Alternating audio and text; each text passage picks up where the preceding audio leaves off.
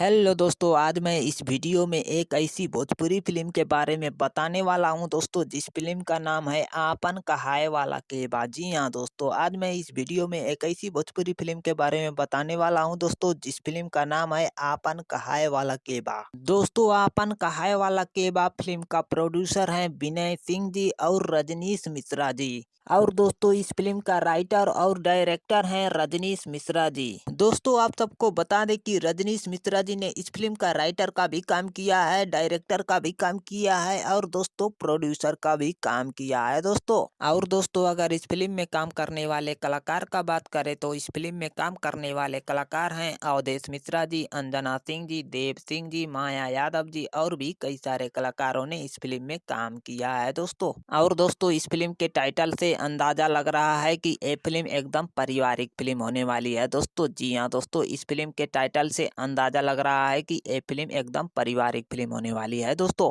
और दोस्तों, रजनीश मिश्रा जी जब भी कोई फिल्म का निर्माण करते हैं एकदम दमदार फिल्म का निर्माण करते हैं दोस्तों। जी हाँ दोस्तों, रजनीश मिश्रा जी जब भी कोई फिल्म का निर्माण करते हैं एकदम दमदार फिल्म का निर्माण करते हैं दोस्तों। तो चलिए दोस्तों, इस वीडियो को यहीं पर खत्म करते हैं दोस्तों। अगर ये वीडियो हमारा आप सबको अच्छा लगा हो तो लाइक, कमेंट और सब्सक्राइब जरूर करिएगा दोस्तों। चलिए, धन्यवाद दोस्तों।